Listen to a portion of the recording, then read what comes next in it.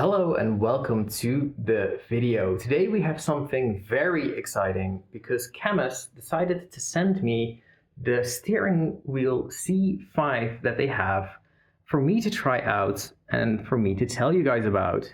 That makes this officially my first sponsored video, and I'm very excited to show you guys what it is exactly that I have been sent.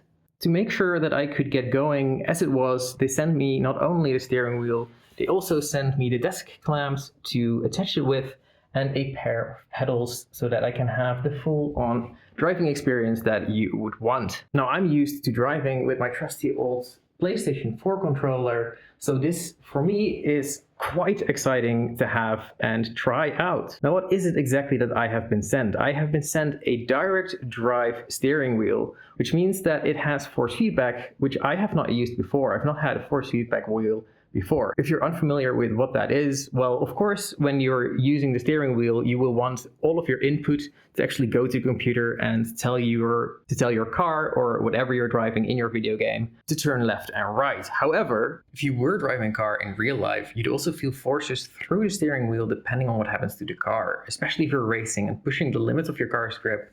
You'll be able to feel that through your steering wheel. So to simulate that, there's a little motor in the back that applies forces to the wheel depending on what happens in the game. As long as the game you're playing has compatible force feedback, of course, so make sure to check the list of compatible games on the Cammus website. Obviously for Cammus, that does include BeamNG. Now, it's not just a wheel with force feedback, it's actually a direct drive steering wheel. That means that instead of a belt or a gear being used to deliver the force feedback, the motor that applies the forces is actually directly attached to the wheel itself.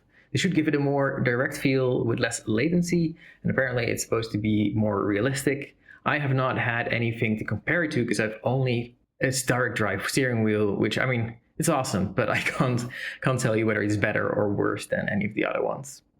Now, what's special about this Cammus wheel is that the direct drive motor is right here behind it. This is the section that is actually the motor part, and this is the wheel itself. Normally, you would have the motor sitting here attached to whatever you have it attached to, and then there would be something to connect it to a steering wheel. The downside of this construction here is that you cannot mix and match a motor with any steering wheel.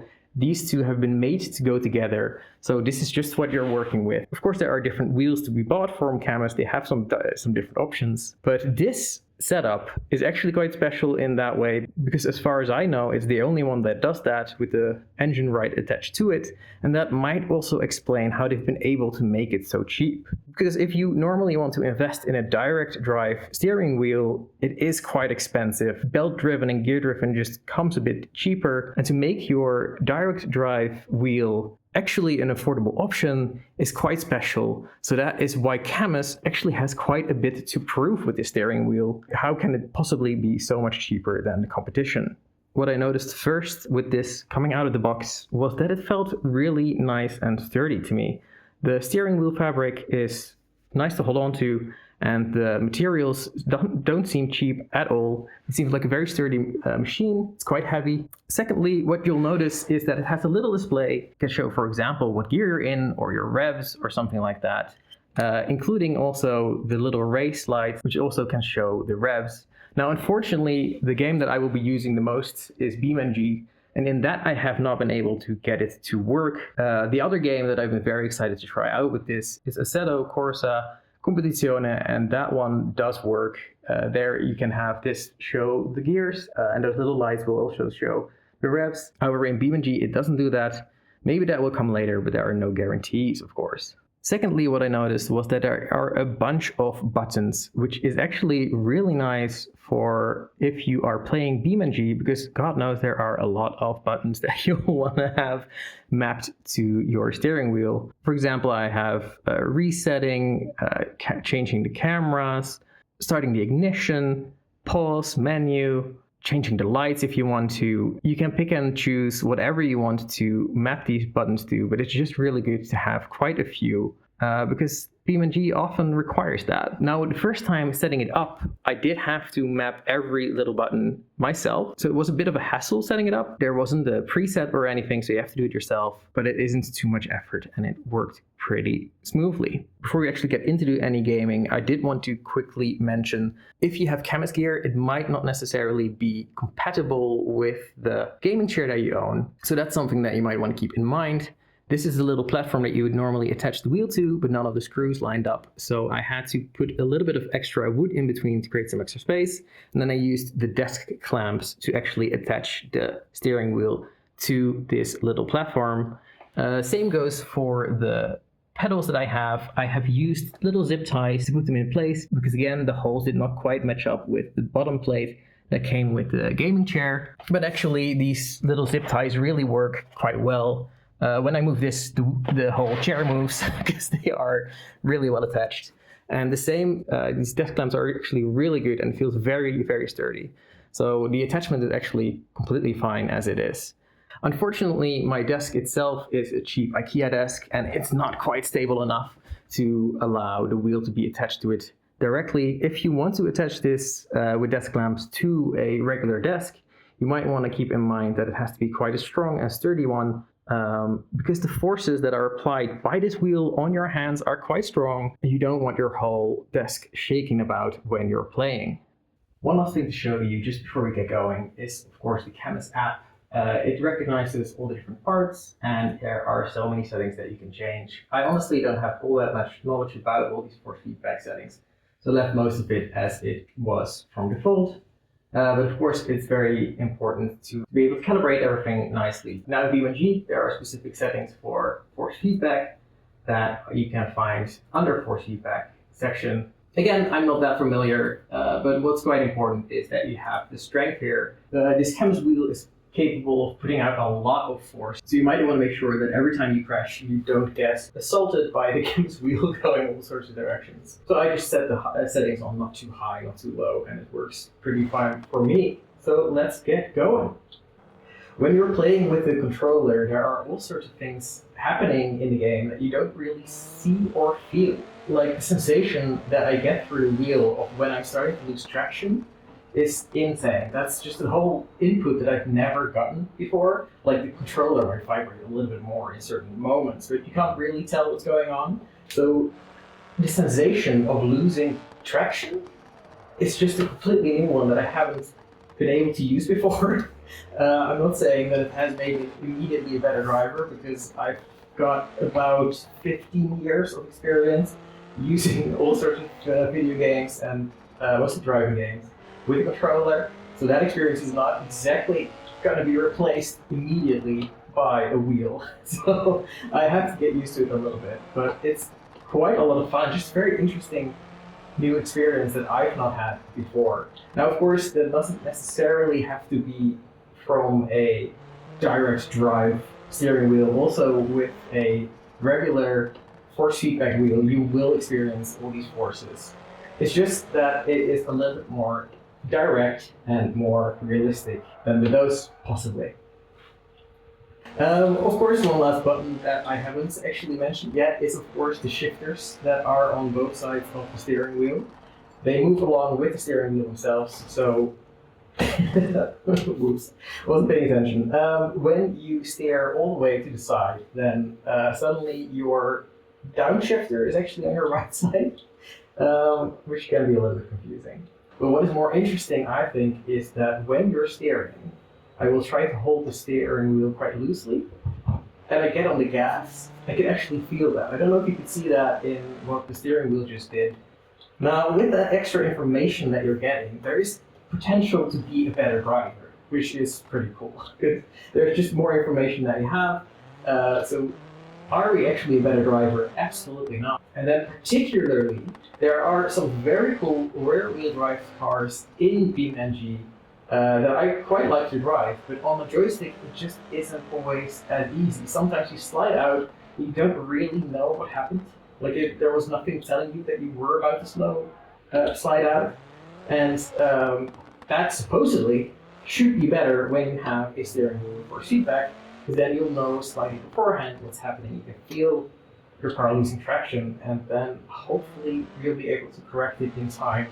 So high time to try out a rear-wheel drive car on the racing track where we just happen to be right now. How convenient. Yeah, so this car actually sort of is my favorite choice for car. This Charrier, because it is really good on joystick. You don't really need a wheel to be able to drive it well. No one needs a wheel to drive it well. It's also just a skill issue that I can't drive rear-wheel drive cars very well in this game. Update 0.33 just dropped, which means that the Gabriel MD series is now a thing. But also there are a few new configurations, such as the Pro-tuned Pessima. Unfortunately, that's an all-wheel drive car, so that kind of defeats the purpose. However, the Hirochi also had some new ones. Ooh, track sequential. Is that a rear-wheel drive car? Yes, it is. Perfect. One part of the 0.33 update is actually improved force feedback. I don't really have much of experience with the old version of Beam to know what has changed, but supposedly it will be even better now. So I'm excited to try it out. Let's go and see if we can drive it fast. I'm already noticing that I really have to hold on to the steering wheel quite hard. I mean, not really that hard, but like I have to keep it straight because there are all sorts of forces being applied to the wheel, trying to make it move a little bit. So that already makes me feel like it's a little bit more realistic than what it was before, because I don't necessarily have much experience driving race cars on the track or anything. I do have some go-karting experience, which is just a bunch of fun, I think, go-karting. And yeah, from there I know that you definitely have to hold on to the wheel quite tightly when you're racing. And like steering and stuff actually costs a bit of energy, so just keep that in mind. That's the sort of experience that you're paying for when you're buying a force feedback wheel. That you're actually kind of having to do some effort, and that okay, I need to focus a little bit on the driving, or otherwise I'm gonna start talking nonsense because I cannot concentrate on two things at once. It turns out that this car configuration is incredibly unstable at high speeds. It's just not tuned well. So it's a bit of a silly one to be trying. So I also tried with my controller just to see what was going on. Turns out the car is just weird. Don't recommend it, at high speed at least. But when I used the wheel, I was able to control it just a little bit better than when I used the controller. But in the end, you should just not be driving a car that starts to get unstable at high speeds, especially if it's, a racing game. So it's a little bit silly. Let's move on to the next car instead. Alright, the Civetta Bolide is a car that I really like, but it's very hard to control. I've often blamed that on the controller, just being a little bit harder to counter steer and make that work really well. It's always been excuses. Now there is no excuses left because I have a very nice wheel here. Let's see if it goes any better. I've chosen a racing setup, a club racer, I think that's cool. I'm being very careful at the moment, because I know how quickly things can go wrong with this car. Okay. Able to steer quite well through those corners, and I noticed that I was still steering to the left when I got on the brakes already a little bit. I was too early, but then the wheel did really actually let me know that. And on the brakes. And we don't have any gas. And we're doing fine. I switched all the way back to first. I don't know why I did that. That was not a good idea. Slightly off track. Not too much of a problem. At least if Beam doesn't simulate dirty tires, I hope not. I might be in trouble in that. But no, actually, it seems to be doing okay. Oof, you have to be quite careful with this car. It's just scary to drive.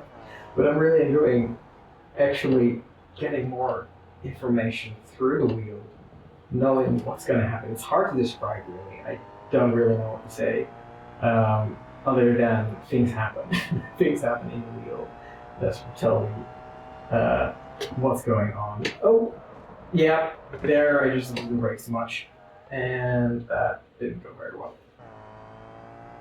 Can we get a better line through here? Can we stay on the gas? Yes, we can.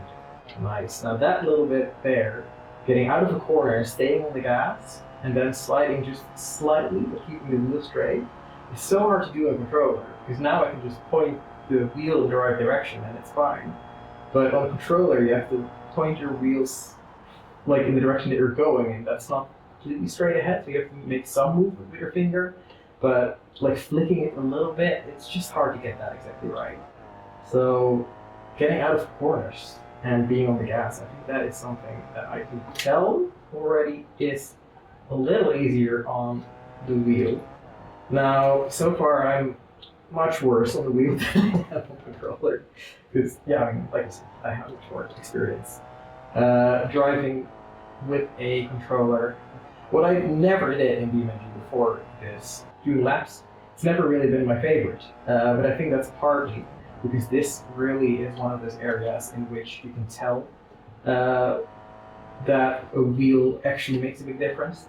Something that I haven't mentioned yet at all is how silent this wheel is. Like every time there's a bit of force feedback, I can feel it through my hands. And I can feel it like making some jerky movements or like trying to, whatever it is simulating. It can happen quite quickly and abruptly, but there's no noise. Now, in conclusion, I'm having a lot of fun with this. It feels really good, but I can't really compare it with other wheels that are on the market because I've only ever tried this one. So for more detailed comparisons, you'll have to look elsewhere. But I do know that this is a good value for money. It feels really nice. It works well for me so far. Like normally you'd have to buy a motor and a wheel separately. And some of the competition has motors that go for about the same price that this entire setup goes for. The wheel and the motor. Of course, it depends on different deals and stuff, and maybe if you're buying a whole package with pedals included, you might be cheaper off somewhere else. I don't know the details there. Of course, it depends on local deals and whatever, but it seems to be one of the cheapest ways to get yourself a direct drive steering wheel. And if you're lucky, there's even a discount going on. There is for sure a discount if you use my discount code for 5% off. And thanks again for Cammus for sponsoring this video. So far, thanks for watching, and I will see you in the next video. Bye bye.